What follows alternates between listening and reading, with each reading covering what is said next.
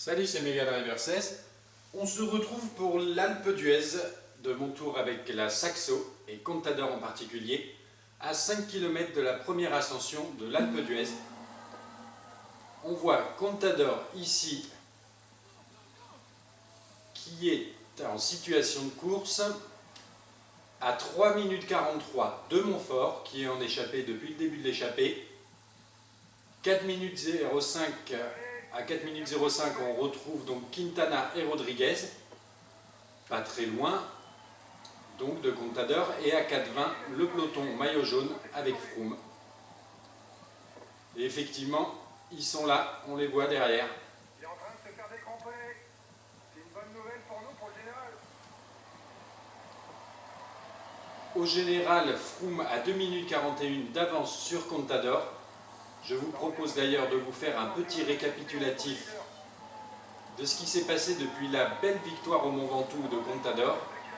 Et on se retrouve sur l'étape en direct. On s'était quitté sur la belle victoire de Contador au Mont Ventoux. Pour l'étape suivante de Gap, il y a eu une échappée dans laquelle j'ai réussi à glisser 2 coureurs. Je vous laisse voir le final.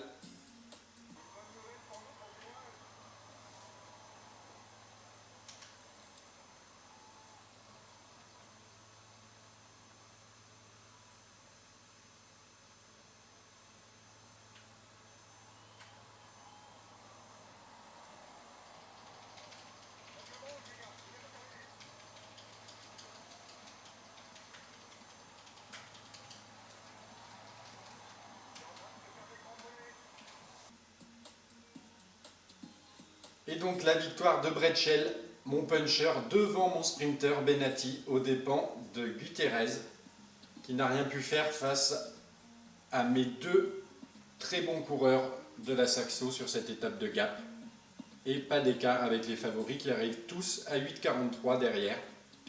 Et ensuite, au chrono de Chorge, victoire de Froome. J'espérais bien une victoire de Contador, mais je n'y suis pas arrivé. Contador prend la 2e place à 12 secondes, donc qui perd encore un petit peu de temps sur Froome. On se retrouve en direct de l'Alpe d'Huez. De retour au direct. Et donc sur cette étape, je n'ai pas vraiment attaqué avec Contador. Seulement dans la petite descente du col catégorie 2, je l'ai fait tranquillement, normalement. Mais ça lui a fait quand même prendre un peu d'avance sur le peloton. Pas beaucoup, puisqu'on voit, ils sont là. En tout cas, ceux qui restent des favoris. Et donc Contador va en profiter ici pour passer le grand plateau et placer une accélération. Car les 2 minutes 41 à récupérer au général, eh bien il va falloir y aller. C'est maintenant. Sur cette étape de l'Alpe d'Huez, ce serait bien déjà de combler un petit peu ce retard. Ça a dû leur faire mal au moral, ils commençaient à revenir sur Contador. Et il place une accélération dont il a le secret.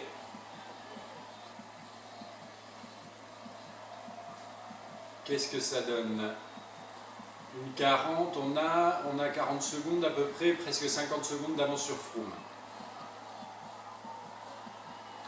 Montfort, je pense qu'il peut oublier la victoire d'étape à présent, en sachant que les hostilités derrière pour le général avec les favoris ont commencé. Contador en premier.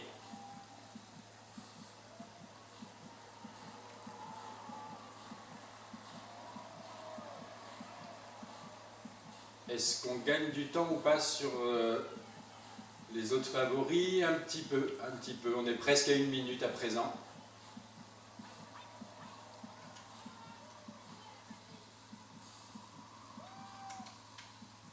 Une petite descente pour récupérer un petit peu avant d'entamer la petite dernière ascension là avant la grande descente.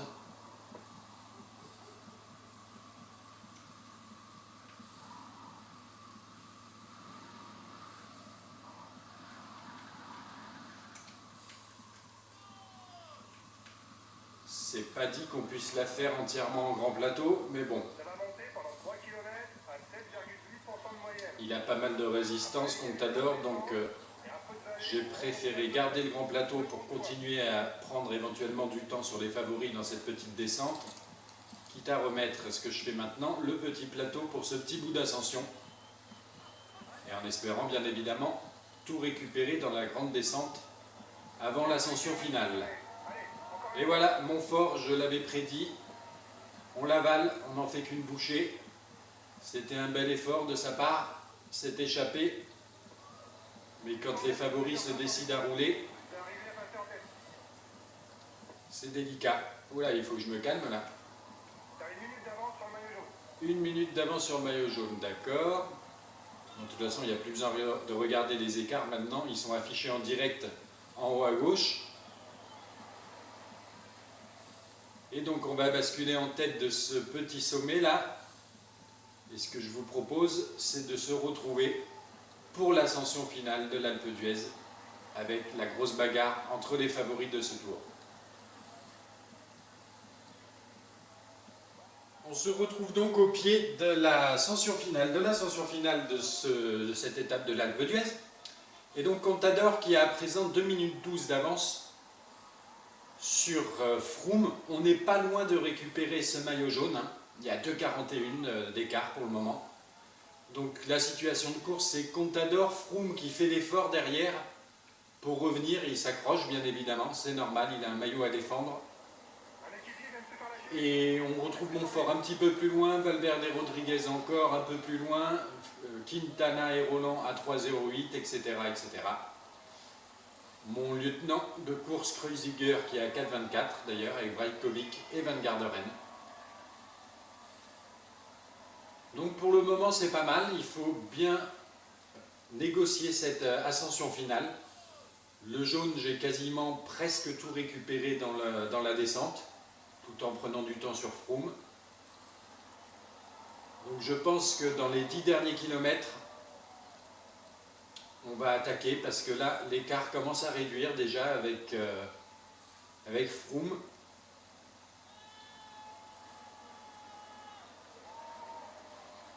Bien évidemment, on ne les voit pas encore. Enfin, on ne le voit pas encore puisque Froome a l'air d'être parti dans un raid solitaire à la poursuite de son grand rival Contador. Et on passe sous la bannière des 10 km. Écart toujours autour de 2,06, 2,07, voilà, mais qui réduit un petit peu au fur et à mesure. Donc, il va falloir penser à attaquer pour Contador, à augmenter le rythme en tout cas.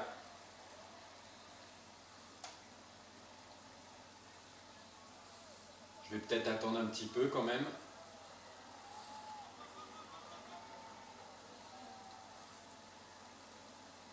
La Froome qui grappille au fur et à mesure, hein. Il est en train de revenir. C'est pas flagrant bien évidemment, c'est seconde par seconde, mais il revient.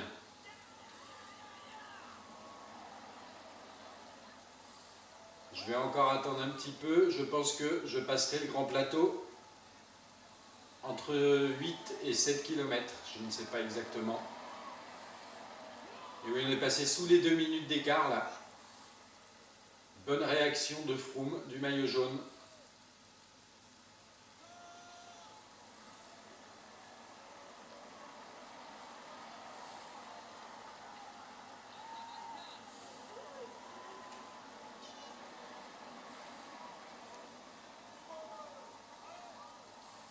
Bon, ça va être le moment, hein.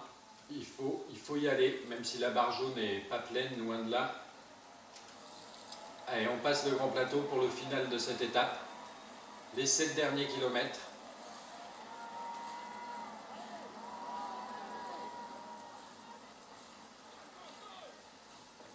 Allez, on s'accroche les gars, c'est difficile pour tout le monde.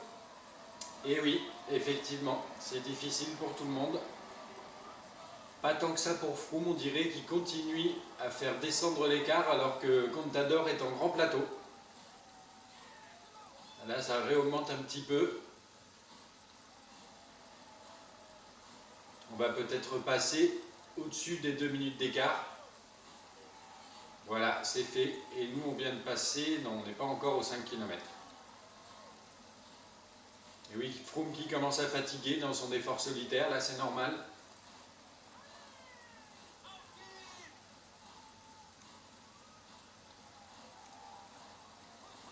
vient de passer, ça y est, les 5 km.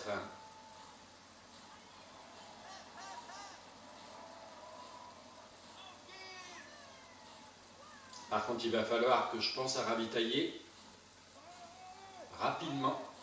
Voilà, là on n'a plus de jaune, donc on prend un premier gâteau. Et l'écart à 2 minutes 20 à l'heure actuelle. Là, Froome perd quand même du temps là. Il doit payer ses efforts. Et on se rapproche de plus en plus du maillot jaune avec Alberto Contador. Il nous reste 10 secondes à peu près à combler. On va prendre directement à 3 km de l'arrivée le deuxième ravitaillement. Est-ce que Froome est toujours tout seul? Oui, il est tout seul et il restera tout seul puisque Valverde est presque une minute derrière, Rodriguez, etc. Donc il va finir tout seul, Froome, c'est sûr. Je repasse le grand plateau avec Contador pour les 2 derniers kilomètres. On a une belle barre jaune là qui s'est pas mal remplie.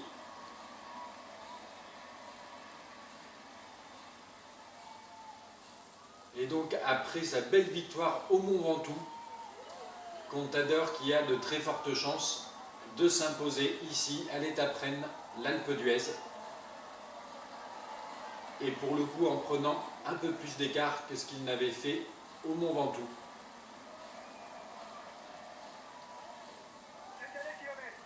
Le dernier kilomètre pour Alberto Contador. L'écart toujours autour de 2,30. Toujours en grand plateau pour ce dernier kilomètre. Allez Alberto, on peut commencer le sprint là.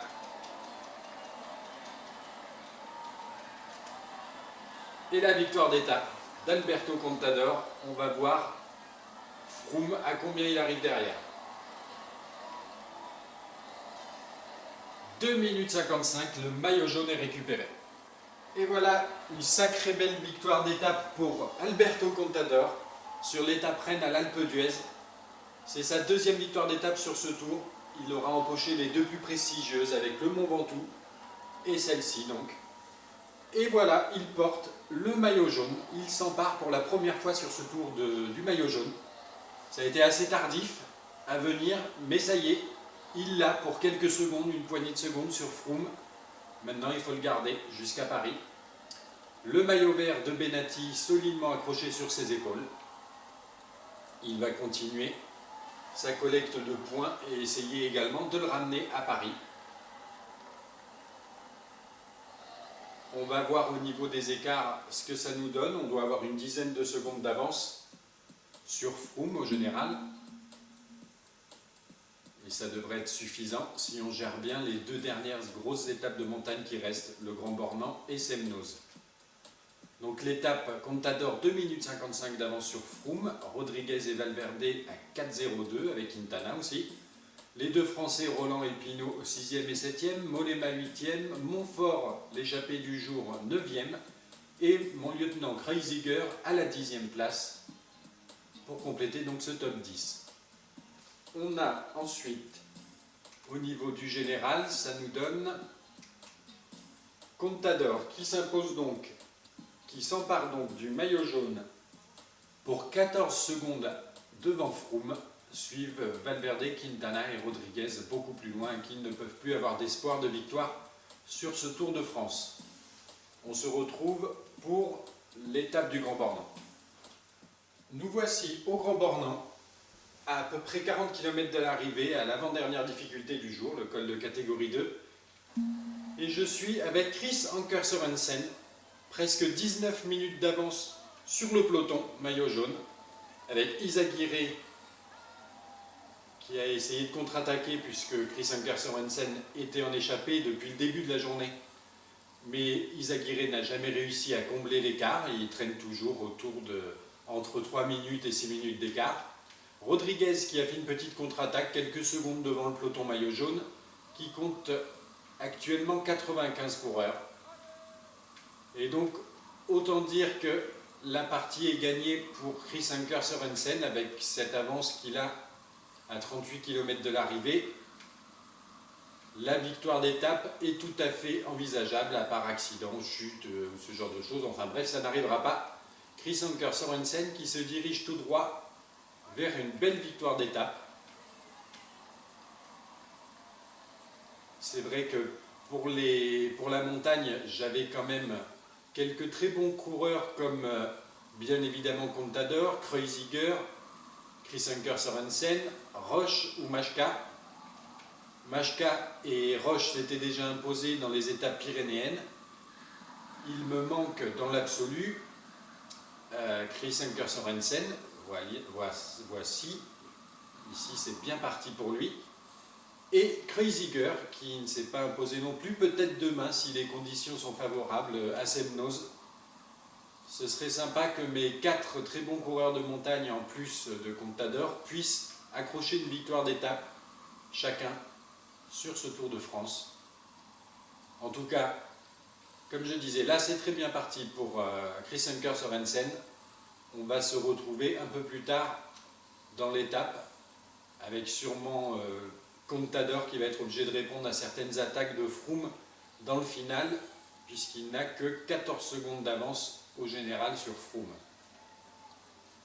Et nous voici dans le final de cette étape du Grand Bornand, à 16 km de l'arrivée. J'ai repris la main avec Contador, dans cette dernière difficulté du jour où les favoris, particulièrement Froome, allaient attaquer. Et on a toujours Chris Anker Sorensen qui est 14 minutes 48 devant, donc comme je disais, la victoire d'étape ne lui échappera pas. Izaguirre à 3,08 et là, je suis avec le maillot jaune Contador et les favoris, Froome qui a lancé quelques offensives, Valverde, Rodriguez. Il y a encore un beau petit groupe, hein. 22 pour être exact, d'ailleurs je crois que j'ai encore Majka. Le Kreuziger a été décramponné.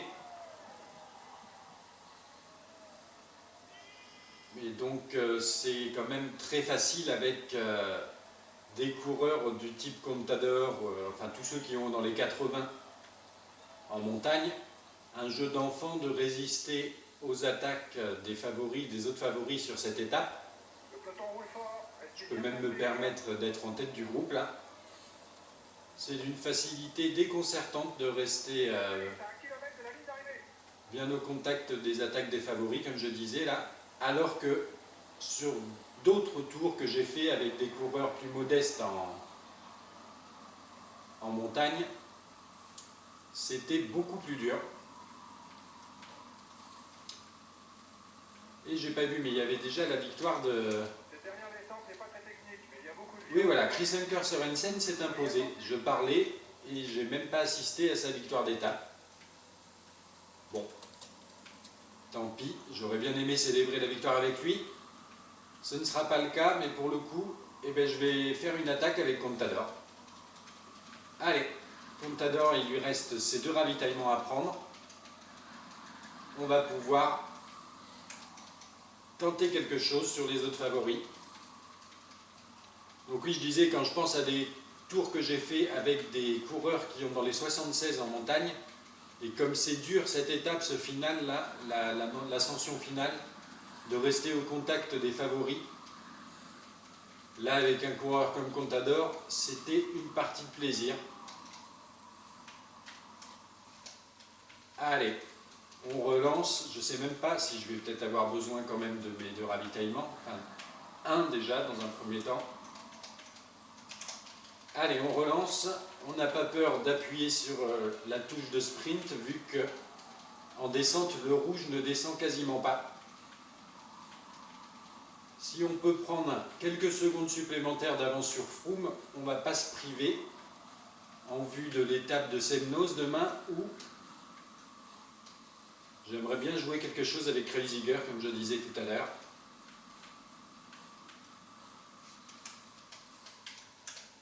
Oula, j'ai un petit peu trop freiné, c'est dommage. Je ne sais pas où ils sont, j'ai pas trop le temps de me retourner là.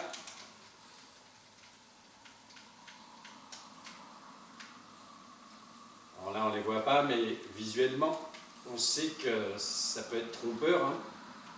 Et puis là je sais que Rodriguez est très fort dans ce final. Allez, on y va à fond. et bien Contador n'aura même pas eu besoin de ces 2 ravitaillements. Allez, la flamme rouge pour Alberto Contador. Est-ce qu'on les voit maintenant? Oui, on les distingue. Au fond, là, ils ont 30 secondes, là, 40 secondes même. Allez, une petite accélération supplémentaire pour finir 3e de l'étape, derrière la victoire de Chris Anker Sørensen. Et donc les favoris qui arrivent avec presque 30 secondes d'écart, donc c'est pas mal. Quelques secondes de grappillé a priori par Contador. Nouvelle victoire d'étape pour la Saxo ici au Grand Bornand, avec mon grimpeur Chris Anker Sørensen qui s'impose en échappée, loin devant le reste du peloton. Et cet homme, Contador, qui a récupéré la veille le maillot jaune, qui le conforte encore un petit peu a priori en prenant une belle 3e place, en réglant le sprint, en tout cas en réglant les favoris, en attaquant un petit peu dans la descente finale et en grappillant a priori quelques secondes. Et le maillot vert toujours sur les épaules de Benatti. On va voir si le temps a été comptabilisé. A priori, il y aurait une vingtaine de secondes de récupérer par Contador sur les autres favoris.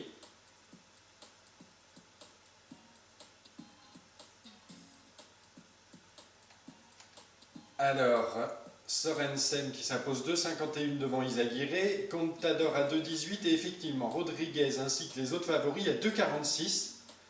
Donc presque 30 secondes de récupérer par Contador, c'est pas mal, ça lui fait un matelas un petit peu plus confortable au général puisqu'il a à présent 42 secondes d'avance sur Froome avant d'attaquer Semnoz pour lequel je vous donne rendez-vous, dernière étape de montagne de ce tour.